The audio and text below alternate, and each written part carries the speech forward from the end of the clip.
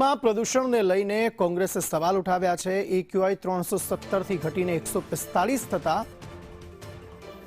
કોંગ્રેસના સવાલ। એક્યુઆઈ દર્શાવતા ડિસ્પ્લે બંધ થતા અનેક સવાલ। એક ડિસ્પ્લે ચાલુ છે તેમાં પણ એક્યુઆઈ બતાવતો નથી। નિયમોનું પાલન નહીં કરનાર સામે કાર્યવાહીની માંગ થઈ રહી છે।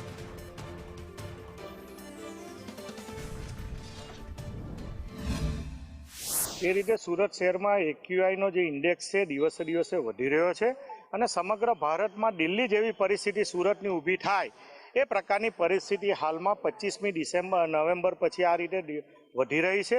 સમગ્ર વિસ્તારમાં જંગલ વિસ્તારમાં જે મેંગ્રુવના ઝાડો હતા એનો પણ વિકાસના નામે જે પ્રમાણે નિકંદન કરવામાં આવી રહ્યું છે આના કારણે પર્યાવરણની જે પરિસ્થિતિ છે દિવસે દિવસે બગડી રહી છે અને ઉદ્યોગો પણ મોટા પ્રમાણમાં હવામાં કાર્બન ઓક્સાઇડ, કાર્બન મોનોક્સાઇડ અને એમોનિયાના આ ધુમાડા વાટે જે પ્રકારે ફેલાય છે આના કારણે એર ઇન્ડેક્સની પરિસ્થિતિ બગડી છે કે હવામાં જે પ્રકારે પ્રદૂષણ ફેલાઈ રહ્યું છે, જે પ્રમાણે કાર્બન મોનોક્સાઇડ અને જે પ્રમાણે એમોનિયાઓ ધુમાડા વાટે જે બહાર નીકળી રહ્યા છે એના કોઈ ચોક્કસ આંકડાઓ, એનું કોઈ રોજે રોજનું મોનિટરિંગ કરવામાં આવતું નથી।